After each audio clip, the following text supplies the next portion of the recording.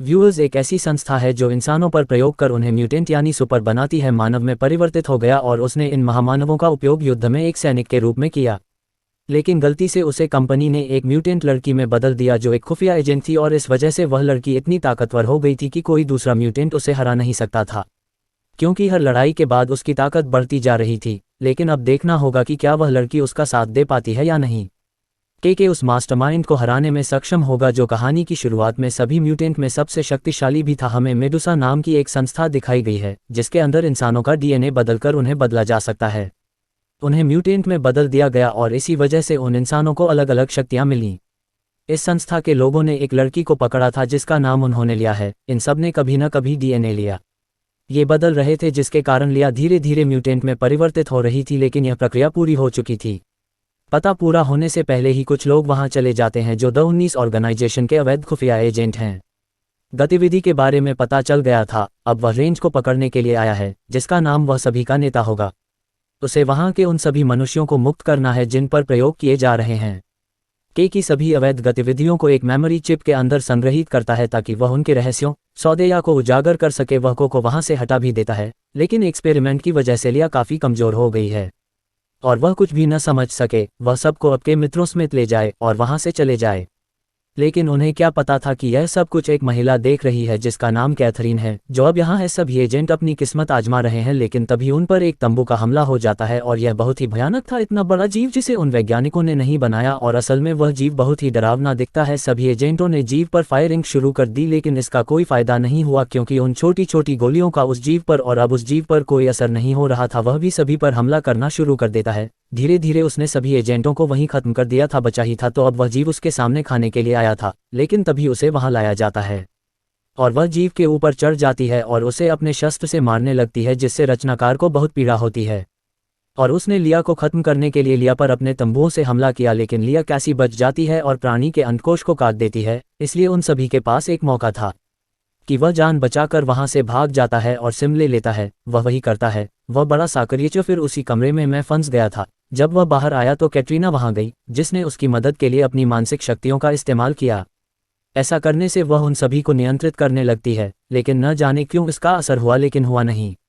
लिया गया था और ले लिया गया था। यह कैथरीन के नियंत्रण से बाकी सभी को मुक्त कर देता है और कैथरीन के पास केवल एक ही है। उसके पास शक्ति नहीं थी, उसके पास अलौकिक सहन शक्ति भी थी, जिससे वह डिटेक्टिव डी को बहुत मारती थी और उसे बहुत चोट भी पहुंचाता है। यदि जासूस को दिया जाता है तो वह वही देता है जिसमें कंपनी अवैध है। जानकारी के बाद लिया छोड़ देता है। जासूस डी कैथरीन पर हमला करने के लिए अकेला जाता है, जिसका परिणाम हम पहले से ही जानते हैं कि कैथरीन जीतने वाली थी। वह जासूस को मारने जा रही थी और उसे फेंक दिया, लेकिन तभी उसे वहां ले जाया जाता है और कैटरिंग से लगातार मारपीट करने लगती है। कैथरीन की शक्ति बहुत है। यह अधिक था कि वह लिया को बिना छुए ही मार रही थी और उसे सीधे बच्चे की ओर फेंक रही थी। काफी जद्दोजहद के बाद लिया पूरी तरह से जख्मी हो गई, लेकिन तभी उसके शरीर में केमिकल चेंज हुआ लगता है और वह अपने आप को बड़बड़ाने लगती है। दरअसल उसके प्रयोग के कारण पूरा प्रभाव पड़ता है, जिसकी वजह से उन वैज्ञानिकों ने लिया और लिया भी धीरे धीरे म्यूटेंट में तब्दील हो गए। अब यहाँ पूरे 1 महीने बाद वो सीन दिखाया जाता है जहाँ उसे उस संस्था का मैनेजर बुलाता है जिसका नाम है श्रीली। वहाँ हैं वे अपने संगठन के मुख्यालय में आते हैं। डिटेक्टिव डी भी वहाँ हैं और लेके आदमियों ने जासूस डी को बंदी बना लिया क्योंकि उसके पास वह मेमोरी चिप थी जो ले संस्था की सारी जानकारी मुखिया से ली गई थी। वह लिया के बारे में पूछता रहता है कि वह कहाँ हो सकती है, लेकिन डी को भी इस बात का बिल्कुल भी अंदाजा नहीं था, इसलिए वह गुस्सा होकर डी को मार देता है और वह एक वर्चुअल रियलिटी सिमुलेशन के अंदर जाता है जहां उसका संगठन सभी म्यूटेंट को मारता है और वे सभी आपस में लड़ते हैं ताकि उन सभी म्यूटेंट के अंदर की शक्ति जागृत हो जाए और वे सभी न्यूटन अपनी शक्ति को जड़ से जल्दी विकसित कर सकते थे। लेकिन जिसका नाम 1 मिनट के बाद ही क्यों रखा जाता है, विरोधी से लड़ता रहता है और खूब पिटने के बाद भी क्योंकि अंदर की शक्ति जागृत हुई और अनेक पत्थरों को इकट्ठा करता है और उन्हें अपने प्रतिद्वंद्वी पर फेंकता है। इससे पता चलता है कि उसका संगठन उद्देश्य में सफल होने के लिए कुछ भी करेगा और हुबली किसी भी तरह से लिया को ढूंढना चाहता था। अब यहाँ दूसरी तरफ हमें ले जाते हुए दिखाया गया है जिसे दूसरी जगह ले जाया गया। हैरान करने वाली बात यह थी लिया को कुछ भी याद नहीं आ रहा था, जैसे वह अपने सामने अपने सभी अंगों के अनुभवों को भूल गई हो। एक लड़का है जिसका नाम जॉन था और उसने लिया को बचा लिया था और उसे अपने घर ले आया, लेकिन लिया कुछ भी समझ में नहीं आने पर वह जल्दी से भाग जाती है, यह देखते हुए कि जॉन ने भी उसका पीछा किया था कि उसके आसपास सब कुछ पूरी तरह से रुक गया है और ये सब लिया की बॉडी में हो रहे बदलावों की वजह से है। ऐसा इसलिए हुआ क्योंकि लिया अब विभिन्न प्रकार की शक्तियों के साथ एक पूर्ण विकसित उत्परिवर्ती थी। जिससे वह दुर्घटना से भी बच जाती हैं, लेकिन संस्था के कैमरे ने लोकेशन कैद कर ली। पता चल गया था कि तभी बहुत से आदमी वहां जाते हैं और तेजी से लिया की तरफ बढ़ते रहते हैं। लेकिन लिया अब उससे डरती नहीं थी, बल्कि वह भी तेजी से उसकी ओर बढ़ी और एक झटके में उन सभी को खत्म कर दिया।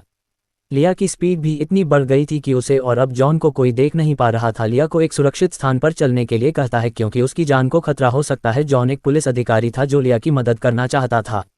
जब लिया को पता चलता है कि उसके सारे आदमी मारे जा चुके हैं तो वह काफ़ी परेशान हो जाती है। कैटरीना के वहां जाने पर वह परेशान हो जाता है और वह ली को एक योजना बताती है, जिसके अनुसार वह करती है लिया को खत्म करने के लिए सबसे शक्तिशाली म्यूटेंट भेजे जाएंगे। यहाँ यह जॉन के घर पर होता है और जॉन लिया को ले जाता है। लिया को यह जानकारी प्राप्त करने में मदद करता है कि वह कौन है और पहले क्या करती थी। एक मेमोरी चिप भी थी जो थोड़ा याद करती है। यह मेमोरी बहुत महत्वपूर्ण है, लेकिन तभी वहाँ लेकिन क्यू नाम का एक म्यूटेंट आता है और वह अचानक लिया से लड़ने लगती है।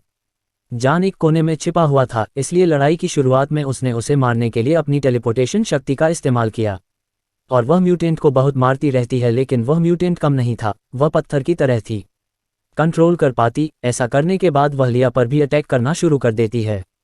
लिया उसके सामने एक कमजोर स्थिति में थी। उसने लिया को इतना मार डाला कि लिया का पूरा शरीर वह बिल्कुल भी नहीं हिली। जॉन भी लिया को संभालने आता है, लेकिन तभी लिया के शरीर में कुछ बदलाव आता है। चलिए शुरू करते हैं। और अब लिया खुद को डेवलप कर रही थी। उसके बाद लिया की ताकत काफ़ी बढ़ गई थी और फिर उसके शरीर से बहुत शक्तिशाली उत्पन्न होते हैं और उसी शक्ति का प्रयोग करके वह तुम्हें बहुत मारता। उसके पास तो था भी नहीं, लेकिन जैसे ही वह म्यूटेंट को मारने जाती है तो वह तबली ले जाती है जिसे वह नियंत्रित कर रहा था। वह लड़ाई हारने के लिए उसे मार डालता है और वह म्यूटेंट पूरी तरह से डीएनए को रोक देता है। उसने अपनी बहुत सारी शक्तियां उसे दे दी थीं, जिससे वह थोड़ी कमज़ोर हो गई थी। इसलिए जॉन उसकी मदद करता है और वह उसे अस्पताल ले जाता है और थोड़ा इलाज के बाद लिया पूरी तरह से खुश थी। ठीक होने के बाद लिया ने फैसला किया कि वह अब छिपेगी नहीं, इसलिए वह जॉन के साथ संगठन में शामिल हो गई। ए जाता है और उसके साथ अंदर जाता है। अंदर जाते ही लिया को थोड़ा थोड़ा याद आने लगता है कि वह कौन है। वास्तव में लिया एक खुफिया एजेंट थी और उसे अपने वरिष्ठ अधिकारी से मिशन मिला था। यह था कि वह एक पर्यटक के रूप में इस संगठन में जाए और वहां से जानकारी एकत्र करे। लेकिन उसने संगठन के लोगों को पता चल गया और उन्होंने लिया को पकड़ लिया और उसे म्यूटेंट में बदल दिया। सब कुछ याद करने के बाद वह वहां सारी जानकारी इकट्ठा करने लगती है, लेकिन जॉन को बताया गया कि उसे कैद किए गए लोगों को भी मारना होगा। लेकिन लिया ने उसकी और सभी की नहीं सुनी। वह अपने वरिष्ठ को जानकारी देती है, लेकिन जब वह उससे मदद मांगती है तो वह बाकी लोगों को मुक्त कर देती है। उसे करने में उसकी मदद करें तो उसका सीनियर कहता है कि यह उसका कम नहीं है। लिया समझ गया और वह जॉन की मदद के लिए उसके पास जाती है, जहां कैटरिंग अपने कई लोगों को लेकर आया है और सभी बिना समय गवाए लिया पर वार करने लगते हैं। अब लिया की ताकत पहले से ज़्यादा हो गई है। यदि यह बहुत अधिक बढ़ जाता तो यह अपनी उच्च गति की क्षमता का उपयोग करता है और उन सभी लोगों को एक ही बार में मार देता है।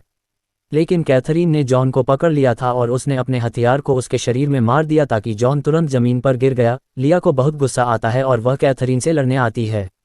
हाँ, कैथरीन एक महान चालक थी जिसने हुलिया के सभी युद्धों को रोक दिया। उसके पेट में हथियार मार दिया ताकि उसे ले जाया जाए। बहुत नुकसान होता है, लेकिन तभी लिया के शरीर में फिर से परिवर्तन होने लगते हैं और वह वापस आ जाती है। म्यूट कर लिया शक्तिशाली हो जाती है। आपके शरीर से एक बहुत तेज सॉफ्टवेयर उत्पन्न करती है जिसे कैथरीन बनाती है खुद को रोकने में असमर्थ। लिया कैथरीन के पास जाती है और उसका सिर काट देती है। कार्डी हेली अपने संगठन में बहुत सारे निवेशकों और खरीदारों के साथ थे जो अनम्यूट हो गए ऐसे लोगों को खरीदने आए हैं जो किसी से भी लड़ने में उनकी मदद कर सकते हैं। उसकी हालत बहुत ही संवेदनशील थी और वह लिया की गोद में खुद को खत्म कर लेता है। इस वजह से लिया को बहुत गुस्सा आता है और वह ली और उसके बाकी आदमियों को खत्म करने के लिए सीधे लीग के संगठन में चली गई। रास्ते में वह उसे ले जाने वाले पुरुषों से भी मिलती है, जिससे वह पाल खत्म कर लेती है और सभी को ढोते हुए आगे बढ़ जाती है। निवेशक डर के मारे भाग जाते हैं और अब लिया उन पर हमला करना शुरू कर देता है, लेकिन लिया के कब्जे में है। उसके पास इतनी शक्ति थी कि वह लिया के सभी हमलों को रोक सके और उसे एक ही शॉट में बाहर कर सके। हाई ने लिया को एक जगह पकड़ रखा था और लिया पूरी तरह से बेहोश हो गई थी। उस वक्त लिया ने उसे सपने में देखा था जिसके सामने जॉन बैठा था। वो जॉन से पूछ रही थी कि क्या वो अपने दुश्मनों को हरा पाएगा, क्योंकि वह उससे कहीं ज़्यादा ताकतवर है। तभी जॉन लिया को समझ पाता है कि इंसान की सबसे बड़ी ताकत उसका आदमी है। अंदर सच्चाई है और लिया भी बहुत सच्ची थी, यानी वो अपने दुश्मनों के खिलाफ बहुत ताकतवर थी।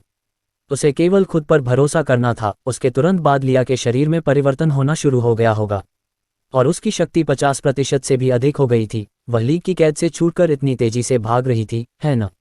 ली उसे देख भी नहीं पा रहा था। लिया ने नीली का विलाप देखकर उसे दूर फेंक दिया था। अरब जाकर ऐसा लग रहा था कि लिया जीत जाएगी। दाबिली अपनी मानसिक शक्ति का इस्तेमाल करती है और खूब कांच का इस्तेमाल करती है। टुकड़ों को इकट्ठा करके वह उन्हें लिया पर फेंकता है, लेकिन उसे क्या पता था कि लिया के पास एक सुपर है। यह मानवीय गति थी जो उसे पीछे से ले गई और अचानक अपनी तलवार उसके सिर में घुसेड़ दी। कार ने उसे खत्म कर दिया, यानी लिया ने अपना मिशन पूरा कर लिया था। तभी उसने जॉन को अपने पास आते देखा।